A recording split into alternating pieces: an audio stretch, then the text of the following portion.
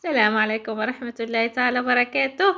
اللهم صل وسلم وبارك على سيدنا محمد وعلى آله وصحبه أجمعين. مرحبا بكم معي فيديو جديد، إن شاء الله يا رب تكونوا بخير وعلى خير وأحوالكم جيدة. اليوم إن شاء الله هنحضر معكم تورتة رائعة للمناسبات، كتخرج جد جد هايلة، ما تشبعوش منها بالبنة ديالها. وهاد التورتة واش كتميز هي انها ما كتديش البيض ولا زيت، يعني كتخرج مقروشه ديالها، وفي الداخل كنعمرها بحبه الملوك بالقرقاع، وعلى برا كتعطيه مقروشه. راك تشوفوا هذاك فيليتي تاع اللوز كيعطيها مقروشه ويزيد ليها اللذه مع اللذه، كتخرج جد جد رائعه بالنسبه نحضروها للمناسبات.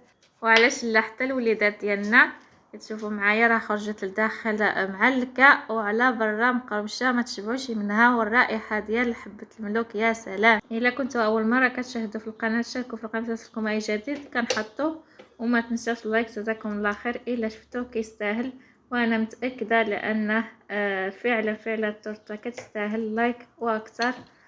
نفوتوا المقادير وطريقه التحضير، ابقوا معايا. نبداو على بركه الله. انا راه عندي 145 تاع الزبده مارغرينا،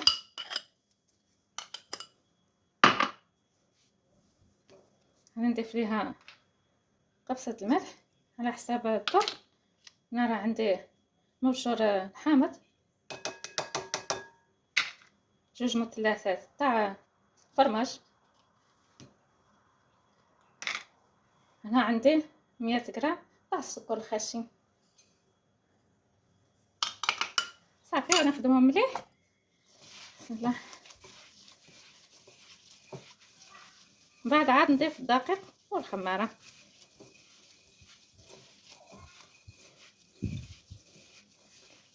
هذاك الزبده كانت عندي لينه كتبرى، خليتها برا في الثلاجه باش تسهل عليا. تشوفوا معايا راه فيسا.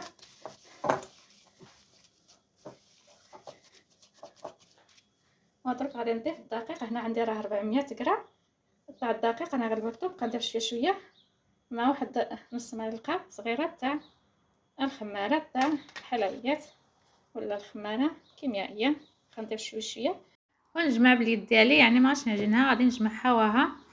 وبالنسبه للدقيق راه كذا واحد الدقيق ديالو، كاين اللي كيشرب كاين اللي ما كيشرب. احسن تستعملوا الدقيق الممتاز، انا هو اللي كيعطي النتيجه زوينه.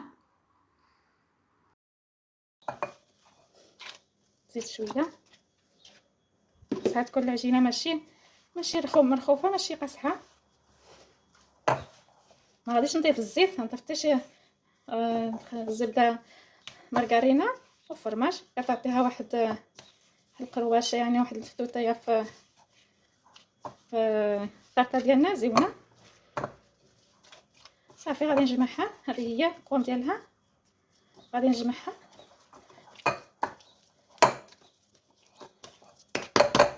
فهي.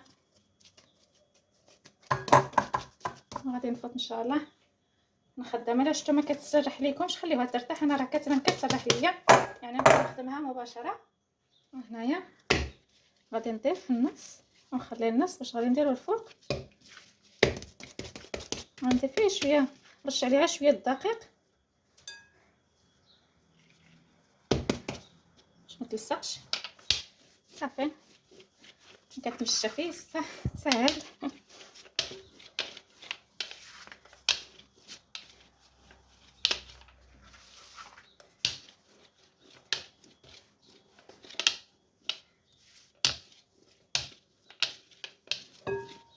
علاش نديرها غليظه؟ كتشوفوا معايا راه رقيقه،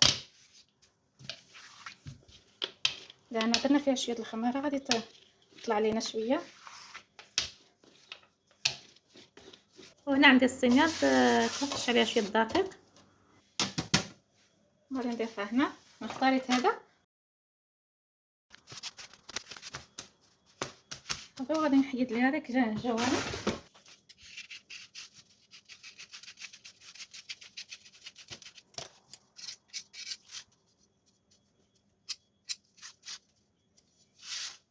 بغيتو ديروها غليظه ديروها غليظه، انا فضلت نديرها رقيقه لان غادي تنفخ لينا، لان فيها الخماره. صافي درك غادي نفوتو نوجدو التعميره باش نعمروها.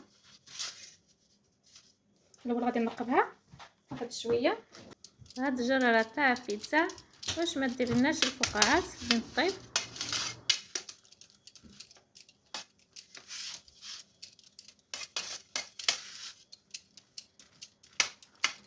صافي انا نخليها جانبا. وهنا غادي نمشي نوجد التعميره. هي عندي هنايا حبه الملوك غسلتهم مليح وانا كنقلعلو العظام لداخل. غادي نقلعهم كاملين هكذا وغادي نرجع معكم باش ما نطولش في الفيديو. درك غادي نضيف السكر تقريبا هنا عندي 100 غرام. هنا كاس ما عمرش، وإلا ما بغيتوش الحلاوه نقصوا الحلاوه. هنا هاد الطرطه غادي تخرج حلوه. صافي غادي نديها البوطه وغادي تحرك حتى تعسل ليا مليح ونطفي ليها ونعمرها هنايا في الطرطه ديالنا. نمشيو للبوطه. هنا راني نقصت متوسطه النار وغادي نبقى نحرك حتى كتشوفوا معايا راه تطلق هذاك السكر. غادي نغطيها واحد شويه طيب ليا على النار مهيله باش ما يكسلهاش لينا، ومن بعدها غادي نرجع معكم نكمل الفيديو. صافي من بعد ما تعسلت لينا صافي غادي نطفي عليها هكذا وغادي نخليها تبرد عاد نكبها فوق الطرطه ديالنا. الاول غادي نكمل هذه غنسرحها. راه خليت حبه الملوك ديالنا كيبرد. غادي نسرحها هنا ندير شويه الدقيق. صافي غادي نسرحها معاهم شويه الدقيق.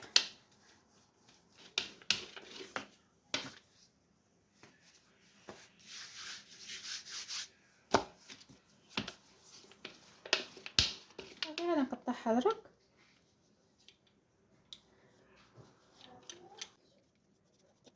انا غادي نخليها جانبا وغادي نعمرو الطار ديالنا. هنايا راه عندي برد ليا هذاك حب الملوك اللي وجدته غادي نضيفو هنايا. غادي نكبو على العجينه.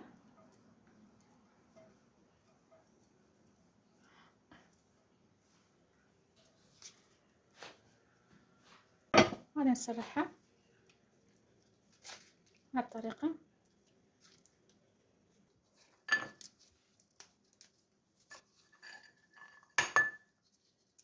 نضيف ليها شويه ديال الكركاع الفوق. صافي هكذا مباشره غادي نحطها هنايا.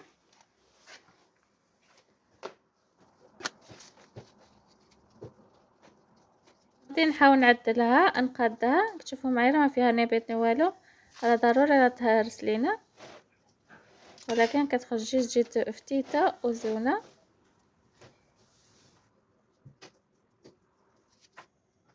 هنا غادي نحاول نحيد هذاك الزياده تاع العجين بالموس. هنا عندي بياض البيض غادي نضيف ليه واحد شويه تاع سكر فانيلا باش تحيد لينا هذاك ريحه البيض، وغادي مباشره غادي نديرها فوق الطار ديالنا باش غادي نمشي ندير ليها فيلي تاع اللوز باش يسقينا.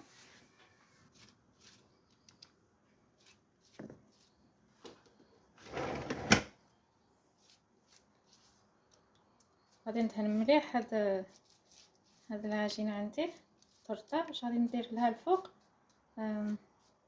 فيلي تاع اللوز. تقدروا تخليوها هكذاك ومن بعدها ديروا لها سكر كلاص الفوق ولا تزوقوها كما بغيتو. الزواق هو على حساب الرغبه تاع واحد هكذا. صافي غادي نقرنها هكا اللوز الفوق مع حد راه فيه هذاك البياض البيض باش يسق لينا اللوز. غادي نسرحو على كل موضع هكا.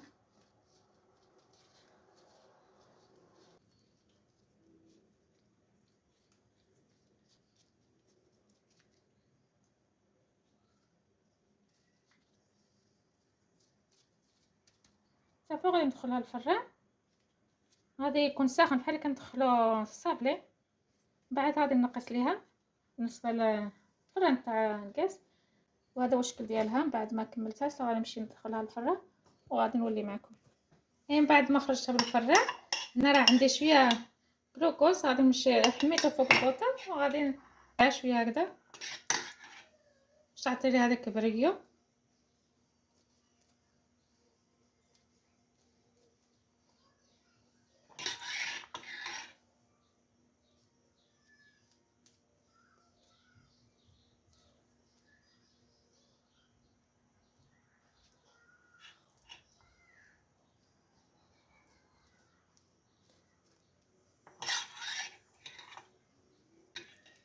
ها عندكم كلوكوز تقدروا ديروا العسل، دهنوه بالعسل، العسل كيجي منو زين صافي. ودرك غادي نديرها في الطبسه تاع التقديم وغادي نفسحها قدامكم تشوفوا كيف خرجت لداخل. واحد الريحه ما شاء الله لا تلقط تاع حب الملوك.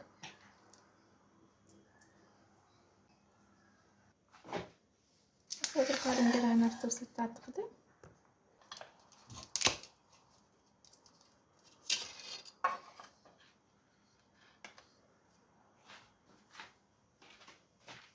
هاد الملوك كتجي لي سهله باش نحيدها، شوفوا معايا كي خرجت رائعه.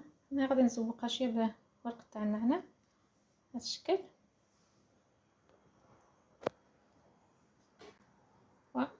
بعد غادي ندير ليها حب الملوك هنا. هذا هو الشكل ديالها النهائي، كتخرج جد رائعه. زوقتها شويه هنا بالنعناع وحب الملوك، شوفوا معايا ولات مقروشه ومحمره ما شاء الله. ندير لكم هنا واش خارجه، شوفوا ما شاء الله فعلا لذيذه وبنينه ومقروشه على برا والداخل معلكه. شاهدكم في الجنه. نتمنى ان شاء الله يعجبكم الفيديو تاع اليوم، انا متاكده غادي يعجبكم. نخليكم في امانه الله في الفيديو المقبل ان شاء الله. ما تنسوش اللايك، فعلا يستحق اللايك. جزاكم الله خير، فضلا ويسع امرا. في امانه الله. السلام عليكم ورحمه الله تعالى وبركاته.